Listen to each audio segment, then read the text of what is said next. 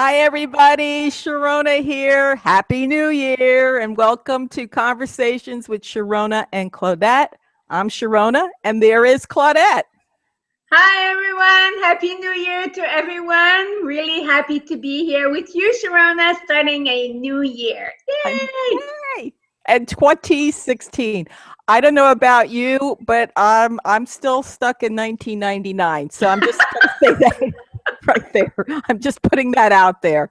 Um, and it was interesting. I was at just a little side note. I was at a grocery store yesterday, and in the checkout, uh, they were talking about babies born from 2000 on, and how they don't know the last century or the 80s or and I'm thinking, and they were concerned of how the children will turn out, and I go, hey, look at us, we did okay. We had no technology. We had none of we're fine. We're okay. We're okay. We'll figure it out, right? They'll figure it out. It's like, yeah, I used to run barefoot and drink from water hoses. Who does that now? Nobody. No, because everything is going to be like, oh my God, you're going to get sick. You're going to die. You're going to have these diseases. Oh gosh. Let's not worry about something we don't know, right? Right. So with that in mind, let us talk about something that so let's just I know what I'll do. I'm Sharona. I'm a transition and transformational specialist, and I work with midlife women who are struggling or feeling frustrated with change, and support them as they make that transition and transformation into the next part of their life, the next journey that they're going to go on. And my website is found at dancingwithchange to thrive.com. And Claudette, how about a little bit of what you do or who you are?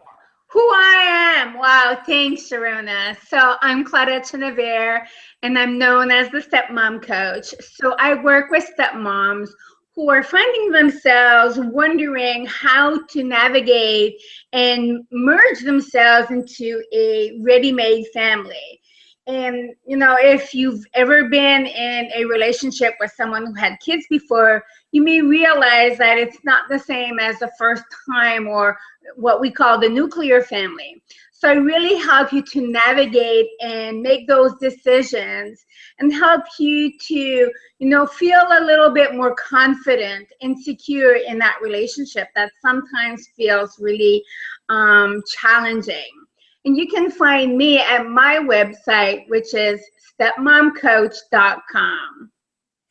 And Claudette, today we're going to, being that this is the start of a new year, and I know that when I work with especially midlife women, and I'm sure with stepmoms, that a lot of times it feels like they're either over planning or under planning, or not knowing how to plan, and scheduling and calendars, and there's probably a bazillion different calendars they're using. So I thought today we could talk a little bit about the art of planning and organizing that works for the individual. Yes. And whatever family situation that they have. So I just should let you know that I'm one of those. Okay, so one of the things I want to talk about, there's different types of organization and planning, and people have a different way of doing it. And I'm one of those people that I know there are people who like to make lists and check things off and get very, very detailed in their organization. I prefer to use a list as a guideline. So that way I know what I need to focus on, and then schedule it in a time frame. Mm-hmm. And I found that works for me. But when I try to get down into the minutia details of what I'm doing every second, and I know people that can do that, I envy them. I makes my brain explode. So what about you? How do you like to organize or plan? So I like what you said. We all have our ways of organizing, and I'm a pen and paper person. You'll notice I have my pen and paper as we're speaking, so I can take notes as we're talking.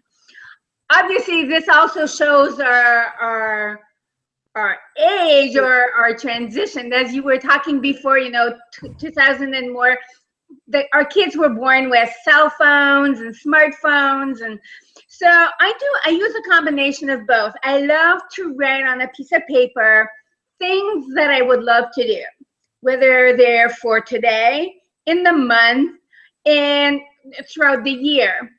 And I also use my phone. We Mm. have an app, my husband and I both share, that we share a list, so that things that we want to have done, they're there.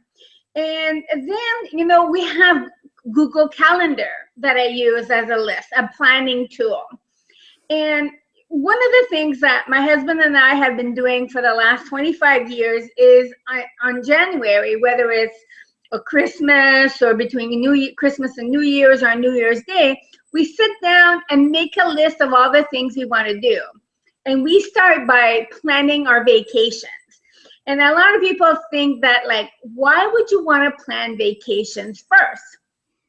Well, having come in a family where, in a relationship where my husband had his kids, I had my kids, we both worked full time, and we realized if you don't plan vacations or holidays or whatever, you're not going to have them. Mm-hmm. So it comes down to talking about priorities. What is a priority for you in your life that you feel needs to get done, that if you don't plan on it or organize around it, you feel like you'll miss out? Claudette, thank you. That's so true. I think a lot of times, especially for women, a lot of times we put our priorities for ourselves on the back burner. Yep. We're making sure we're taking care of everybody else's needs, and we don't plan. And then all of a sudden the day is gone and it's going, I didn't get anything I needed to get done. So one of the things, here's the thing I've always realized is that we all have the exact same amount of time in a day. Yeah. We all do. Nobody has any more or any less. But I like to use it in a way that I call your energy. What are your peak and valley energies? And we all have different rhythms. So for instance, I know that I'm a person that needs a little bit of time to get my day started. I can't just jump out of bed and rush around, and I have to gradually lead into my day. So for me, I created that the morning time for me is I get up, I take care of the critters, I then do my morning exercise, but I plan that. And then I always know how much time that is. That is always on my calendar. That is always something that needs to be done. I can't do exercise in the afternoon because the day just takes off. So know your energy. And the other thing is, whenever you have high energy or low energy, on those low energy, that's when you do the mundane stuff. That's when you make those, you're doing the everyday, whatever you need to do. So high energy times, I personally find that's where I have to do the work, whatever that work is. So when I'm having high energy, I don't plan being on Facebook. I don't plan on doing emails. That's the time of doing work. So each of us we need to know when our energy level is at the highest and at the lowest. And I don't even want to say steady, and plan around that. And I liked what you said also is setting the priorities. What needs to get done today? What needs to get done this week? What needs to get done, like paying bills. Yeah. Right? I know and so there's a day of the week, every Sunday, that's when I get the bills paid for that week. I get all that taken care of. And one of the things that really helped me was doing things online. I find that it helps me organize what I need to do so that it gets done. Anyway, so those are just some thoughts that I had about, your energy, and then creating the calendar and the schedule and the planning around that. Yeah, and I love what you're saying about energy. Like, I'm very more spontaneous. It makes sense to work around energy, and I have a hard time personally doing this. So I'm really a spontaneous type of person where whatever the mood or the temperature looks like, that's how I function. But then I also know with my list, if I feel like I have more energy when I get up, because for me, it really depends on how well I slept the night before. Being a midlife person, a midlife woman, we have our ups and downs. Yes. And so I go with the flow of my ups and downs. And I know I'm not the only one. As women, we have hormones that are driving us, that for some of us it makes our peaks and lows, and it varies. And so again, it makes sense what you said about understanding when you have high energy and when you have low energy. But when you have kids, that's sort of like difficult, because I think when you have kids, the kids will determine for you your energy, whether you want to or not. They will dictate your schedule. So even if you are tired, you can't be tired and say, I won't take care of the kids. So this is where having structure and deciding what your day will look like will help. And having structure in your day-to-day activities also helps you to feel less stressed, less overwhelmed, and gives you the opportunity to ask for help. One of the things I realized over the years, and I see a lot of women doing this, and I'm sure with midlife women, they do the same thing, is they feel they have to do it all on their own, right? Right. They forget to ask for help.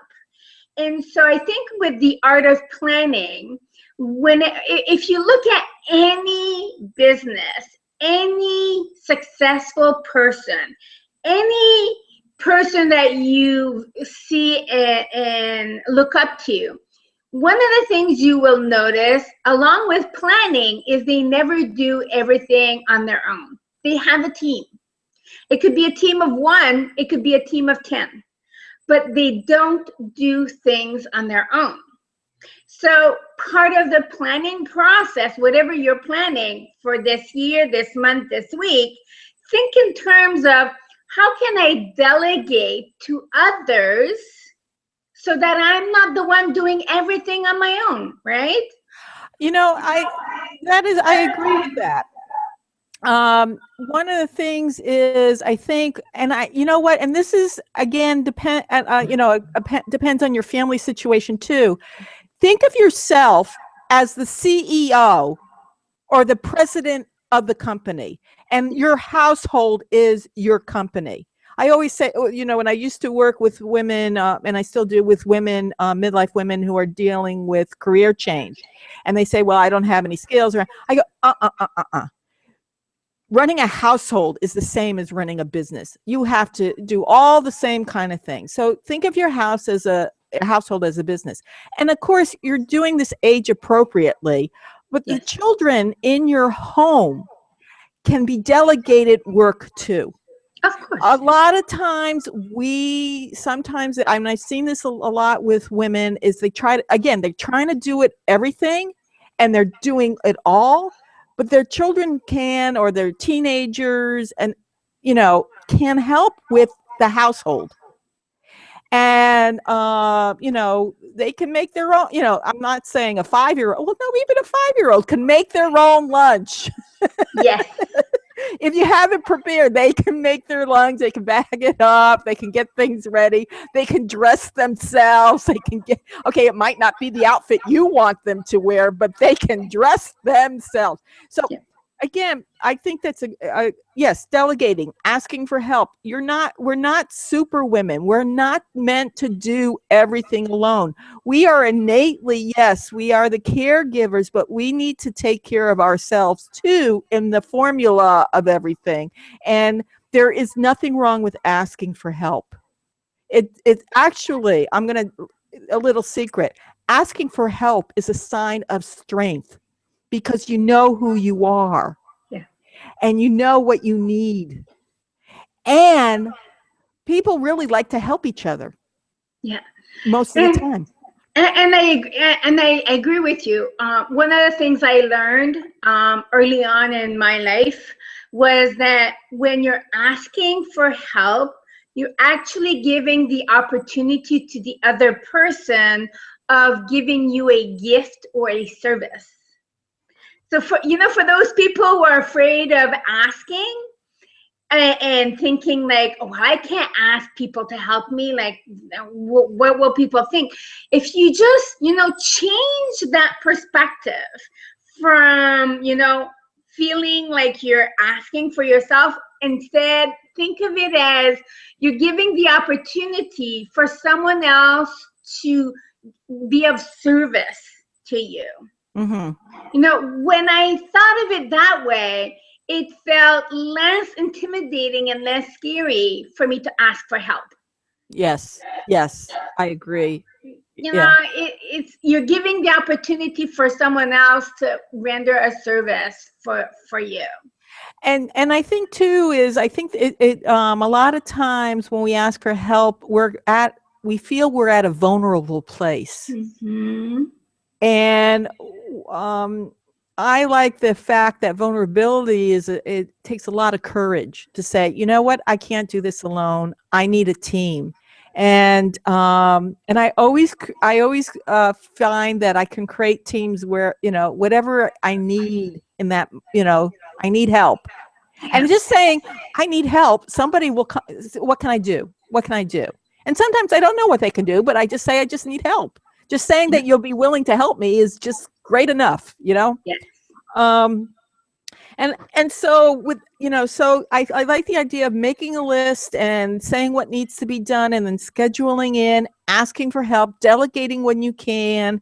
And I think one of the things too is as you're planning, one of the things that happens a lot is these weight loss New Year's resolution things. It drives me crazy because it never. Okay, and so the other thing too is whatever needs to get done, chunk it down into doable chunks of time and steps. So that way you're not overwhelmed.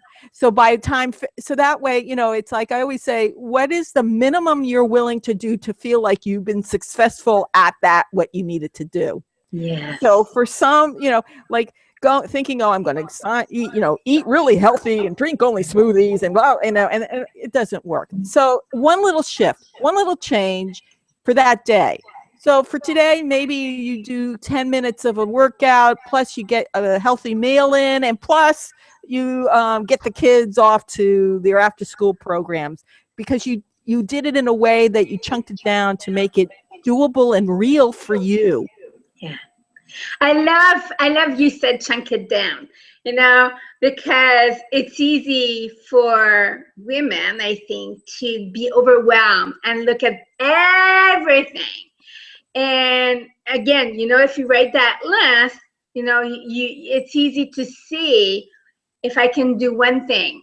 One of the things I learned, I'm not sure if I'm saying it right. It's called the Kazan way, where you do the smallest thing you can in a day, the smallest possible thing to create change. And for example, I just moved into a new place, and so it's sort of intimidating because I don't know anybody, and so I decided once a week minimum, I'm just gonna get dressed, go out, and take a walk around the block, and then come back in and just say hi to people. You know, I tend to enjoy being indoors and not go outdoors a lot. But I said to myself, if at least once a week I just get out and walk around the block, and it'll get me into the habit of meeting people. And that's the same, like when I think about, stepmoms who are dealing with their stepkids and they're finding, oh my God, I can't, they're here this weekend, especially if they come every other weekend, and they're thinking, oh, I don't know what I'm going to do with them. They're here every other weekend. I feel like I don't want to be here. So one of the things that, you could do is, take 5 minutes when they first come in and do a cookie and milk thing. You know, it'll make them feel good if they like cookies and milk, obviously, or whatever. And just do a 5-minute thing. It doesn't have to be the whole weekend. You know, find the smallest thing you can do to make a change towards what you want. And so, it could be something as just a smile, right? Right. Smiling makes everybody feel that much better. I love your smile, Sharona. Like, I talk about smile, you're smiling, right? Right. And it's contagious. And I'm sure anybody else who's watching the video, after I say smile, they're smiling. Just watch yourself. You're smiling.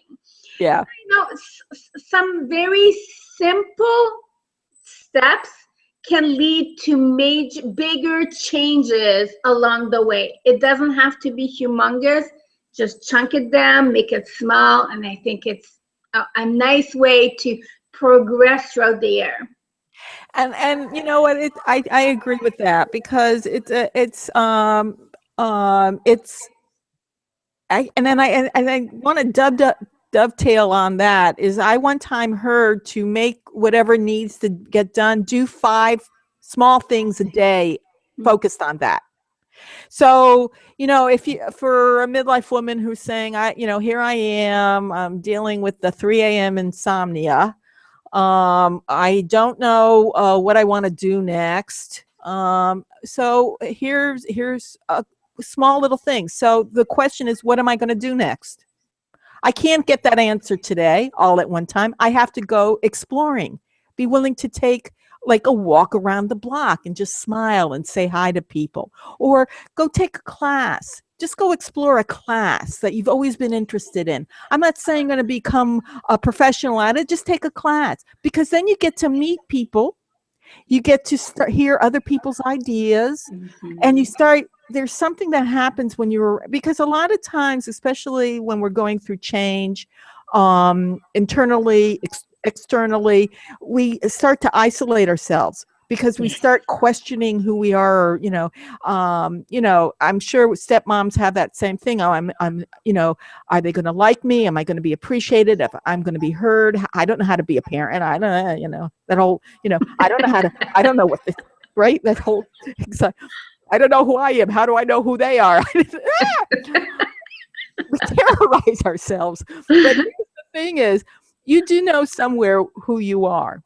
What is happening is we're making a shift, we're changing, we're transforming, and now we get to explore how that's going to look in the world, how it's going to look inside. So the internal landscape is changing, the external landscape may be changing, but you need to find who you are within by exploring out in the world. And what gets you excited, what makes you angry, what pulls your heartstrings, what makes you cry, those kind of things. And you just keep one day, just ponder, dream. A lot of times we don't schedule me time in our calendar, times to relax, unplug, look at hummingbirds, look at a flower, or if you're in winter, go out and build a snow person, just silly time, me time, not doing laundry. How about coloring? This is the big fad these years, right? This year. I mean, I've been coloring, doodling like forever, and now it seems like everybody's doodling. I have like probably 6 coloring books, which I love, and I'm so grateful. And so, just sitting there coloring, and it's a form of meditation, right? Whether it's giving your brain a rest so that your brain can process what it needs to process without you focusing on it all the time. And one of the great books I read a while back, it's called Blink from Malcolm Gladwell. I think that's who it is.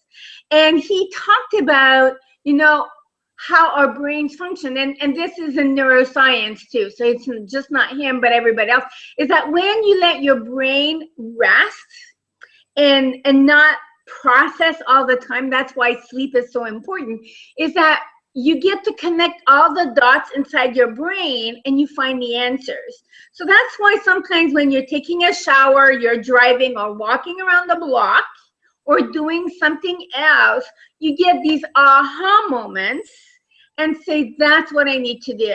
So as you're planning, don't think that you have to be planning every single thing. You gotta leave some space, some room for those aha moments. You know, every coach that I know of, every professional, whether it's an athlete, a coach, a teacher, whatever, they will tell you that although you need to have some planning, you don't necessarily have to know all about how to get there. Right. Just know that this is what you want. Because I think one of the things that is really important is the first thing in planning is know where you want to go. Where am I going? It's like, and we've heard this explanation before about the GPS. If you don't put a destination on your GPS, you're not going to go anywhere. You're going to sit there in your car waiting for your GPS to tell you what to do. But you have to have a destination. You have to have a place to go to. And I think a lot of times in our lives, we have a vague idea, but if you don't have a specific or a clearer idea, maybe not pinpoint exactly specific, but at least a good direction, it helps to move forward towards what you really want in your life. Yeah, and you know that was something that I learned this past year. This past year, my focus where I wanted to go was to get my life really as simplified as possible, and to do one task at a time. Because I'm also a very spontaneous person. Um, and I get distracted by shiny things very quickly. So for me, it's like, oh, look, something's shining over there. I guess I'm part cat. But here's the thing. What I did is, as I simplified everything and got down to doing one focus at a time, I found that I actually got more done, what I needed to get to, and it did free up a lot of open space for me to process. And I think a lot of times when we over plan or over organize, I like how you said, trying to figure out the how am I going to do it. We do not give the space for process. We don't allow us to just breathe into that moment, to allow whatever needs to come up and be ahad to happen. So so this year, as I'm gonna, so now I got that down to simplify and single tasking. I'm now, this year is going to be about finding balance in my mind, balance in my heart, balance in my spirit. You know, finding the balance of what that means, like to live a balanced life. And so even though it feels vague, so for me, again, it's scheduling time and energy around what needs to get done now in this moment, so that I can move forward to what I need to get done. So for instance, working, I'm going to be doing a MidLife Women's Reboot Camp next week. So I realized that now I'm putting out my little, thing, what I call my little haikus. I like haikuing. Haikuing and dancing are my two favorite things. So I'm Nice. putting out my little haikus every day. And I realize that for me, I don't schedule an exact time when I'm writing the haiku because I got to let the haiku do its thing in my brain and my heart and my spirit. But what I do is I say, okay, by this time, and I have a time in the afternoon that I go, I'm going to upload this. And that's how so I know I need to get it done, but I'm not making it that it has to be done exactly at this time because I need that space of process. Yeah. I love that. I love that, you're giving time for processing and giving yourself permission to be able to do what you need to do in order to move forward. Like for you last year was more about, simplifying. For me last year, my year was more about redefining who I was, who I am. It was a year of discovery for me because a lot of things changed in my life, in my relationship within my family, extended family. And so there was a lot of self-reflection for me. Where am I going? And so it's not an easy question. And so we're not suggesting, I don't think you and I are suggesting that people can break down, this is what I want and this is how I'm going to get it, right? Right. Because we ebb and flow. We it's like a river, on a lazy river, you're going in a lazy river, all of a sudden there's a rapid and it's like, oh my gosh, it's really bumpy. Am I going to fall over the edge? And then all of a sudden, oh, you fell off the edge, but you're back to a slow, rocking, lazy river again. And then, oh, some more waves. And so this is life. Life is like this. And so I think giving yourself space and permission for detours and taking a different fork in the road, and it's okay. And so that's what I've been doing all last year. And this year, I want to have a little bit more direction. I haven't sat down yet to really look at what I want. One of the things I do know is, I'm writing more. I write for the StepMom magazine on a monthly basis, and I'm enjoying this. I'm learning, the process of writing. I enjoy talking, so definitely, having our talks, our conversations on a weekly basis, whenever it works out for us, I think that's a great thing. So these are, I'm building on my strengths, the things that I know make me happy and make me more fulfilled. And I think that whenever we look at what we want in life, when we're thinking of our relationships, because there's different parts in our life. We have to think about our relationship to our family. If you're married, with your partner, your spouse, if you have kids, with your kids, but also about yourself. The relationship with me. Who am I to me? And then the relationship within my work, my community. We have different aspects of our lives that that need to merge together. We're not separate individuals living various lives. We're one person with different experiences, and so how can we all merge them? And I felt like for me last year there was some imbalance, and you talked about balance. So there was an imbalance in one aspect of my life, in regards to my extended, like my siblings and my mom, and so these are working through, and it's good. I mean, they're all good experiences helping me to grow as a person and understanding even more who I am. I don't think we ever stop growing and asking ourselves who we are. I think it's part of being a human being and growing. And writing, for me, writing is one of the things that helps me to uncover that and to express that, and talking. Yeah. Yes. Oh, excuse me. Hairball. Um, you know, Yeah, I too am not saying that we are saying that we're going to get the answer today. It's about a process of who we are, who am I, and I love that. Who am I to myself?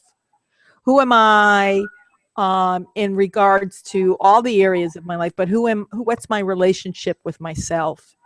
And, a lot of times, midlife women, we are asking that question, who am I? And who am I to other people? And who am I to my work? Who am I? What's my relation with my work, with finances, with my, if I have a spousal unit or, intimate friend or whatever. But it all starts here. And I agree. It's something that we keep asking, because who I am now is not the same person I was when I was in my 20s. It's not even the same person that I was last year, right? Because I went through, these last few years have been a real challenge, and I needed to dive in and find out, what makes Sharona. Yep. What makes my, and it's interesting because on this journey, and it takes time, and we don't, and again, giving ourselves permission to take the time to process. And I think we forget that life is not, this morning I was listening to somebody and, talking about, I was working out with one of my tapes, and on it she says, you're not tired, you're a machine. I go, no, I'm not a machine. I'm a human being. I'm a human being, and today my midlife body has decided that there's some crazy little twitching happen where nothing twitched before. Right? But I'm going to go forward with my exercise and my dancing, and I was one, and then I got into writing my blog, and I realized that for a long time I had a fear of writing because I don't write in detail. I don't write, watch other people write, and they write in a like really nice detail. I don't write in detail. That's why I decided haikus and emails are my favorite things in the world to use, because I can say what I need to say in 575. I don't need all the other information. I don't, so I had to give myself permission to write the way I write. And I'm finding that I like writing, and I like doing that. But that took time and the willingness to explore. Yeah. And so in planning, it's the same thing as I plan and organize, as others plan and organize. Sometimes it's an experiment to see what's going to work. So maybe, I think what you said at the beginning, you like writing on paper. Okay, so I always have paper in front of me, but I write in doodles. Everything is, it looks like a collage, because I write, that's how my brain works. It's, and somehow doodling it out helps me work it. But some people, but I always have things on online. So I have technology, I have things on paper, I have Post-its. So find things that work for you, and sometimes it takes a little exploring. It's like when I realized that there are two heavy people who are very organized in things and papers. I live in piles. I like piles. I try to get organized. I would buy all the little accoutrements to organize, and it was very pretty, but I never used it because I like piles. So giving yourself permission to organize and plan that works for you and your way of being. Yeah, I love it. I think the core message that we're sharing here is find out who you are and plan according to who you are in your style, and to make sure that you have your priorities, at least trying to decide what your priorities are. And for me, I think, it's important to have no more than 3, maximum 5 priorities. And 5 is, I think, over the top. I would say 3 priorities, because if you have too many priorities, then it's not a priority anymore. right? Right. Then it's a mishmash of a whole bunch of stuff you want to do with no priorities. So think, in terms of priorities, you have number one priority, a number two priority, and then a number three priority, and that should be it. No more than that.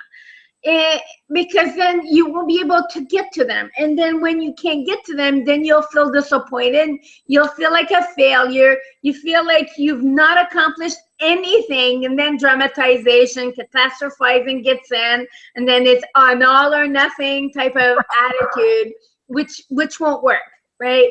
And they see that a lot sometimes in relationships. Stepmoms will say, it never works. And I'm sure that's not true. I don't think it ever is true that it's never or always.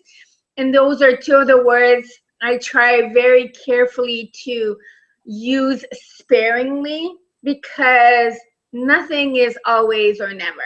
There's always a nuance. So, think in terms of, what is possible, and see yourself achieving those priorities or those goals or whatever you want to have. I think a lot of times it's in our heads. It starts here. If you believe you can do it, you'll do it. If you think you can't, you won't, right? It's all a matter of what you believe you can do. And so, and then find how to motivate you and light that flame inside you to make it happen. We've shared a lot of great ideas and suggestions.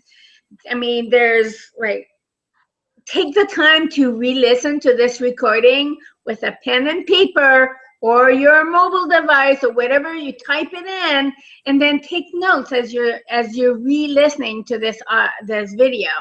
And take the time to jot down notes and brainstorm as you're re-listening to find out what you can do to improve on your life. Yes, I agree. And the other thing is to realize everything takes time. It doesn't happen overnight. It doesn't, well, sometimes, but most of the time it doesn't happen overnight. So whatever your priority is, it's going to take more time than you think it's going to. That's why chunking down the priorities to doing 1 to 5 things for each priority every day will get you to where you need to go. Yeah. And scheduling that in however you're going to schedule that in. Yeah. So I think that's, yes, good. Yes, and I agree. There's a lot of information here. Take the, re-listen, or if you're, and as you're listening, things will start popping in your head. Oh, I could do that. Oh, I know. That's what I like to do, or something. So again, me time. Yes, exactly. Great. Well, this was a great episode, Sharona. I loved our talk. I loved what we shared. I think there's a lot of great advice and suggestions, and I hope that our listeners are going to, share this. Give us your comments. Let us know what you think. Comment in that video below or email us. If you're a stepmom or know of a stepmom and you're looking for support and help in deciding how to take care of yourself, prioritize, planning your own, year, month, week, and are looking for someone to help you with those decisions, I'd love to help you. I've been a stepmom for 25 years. I'm going on 26 now. And, I think it's really important to take the time to figure out what it is you want. I know that's worked for myself, it's worked for my clients, and it's worked for a lot of people. So if you want help and you're interested in learning more on how I can support you, just reach out to me at Claudette at stepmomcoach.com. Great. Thanks, Claudette. And I you know what? Claudette is an awesome stepmom coach. So, and she really is very passionate about helping stepmoms be strong in who they are, so that they can be supportive of the family. But it starts with, her helping the stepmom. And I too am, I love helping midlife women who are asking those questions, who am I? What do I want? And where do I want to go next? You know, and and I find that a lot of times there's this uh thought process is, I've lived this many years. Why am I struggling so within my own life? Why do I feel frustrated? Why do I feel uncertain, or sometimes even confused and lost? So really have a deep appreciation, and I really do enjoy supporting midlife women who are struggling with change, to really connect back to what's important to them now, where they really want, what is it that's going to give their life meaning now, and what's going to support them as they continue on their journey with enthusiasm and joy and freedom. So you can, again, leave comments below if about what you've learned today on the video, or you can reach me at Sharona at dancingwithchangetothrive.com. Claudette's website is the Stepmom Coach. Oh no, there's no the. It's stepmomcoach.com. I'm also on Google Plus, Facebook. So you're not alone out there, stepmoms and midlife women. You got support here, and let me know how I can help you and support you and guide you through. Okay, so thank you all thank you everybody. Thank you, Claudette, because this was so. I love this.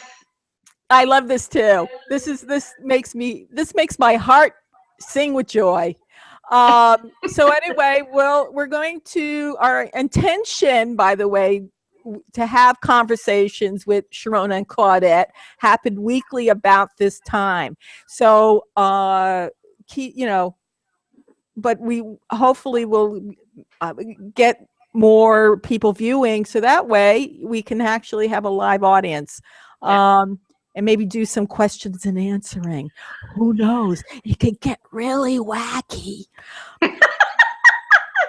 Anyway, everybody, have a good day. Claudette, I'll talk to you soon. Thank you, Sharona. Bye, everyone. Bye, everybody.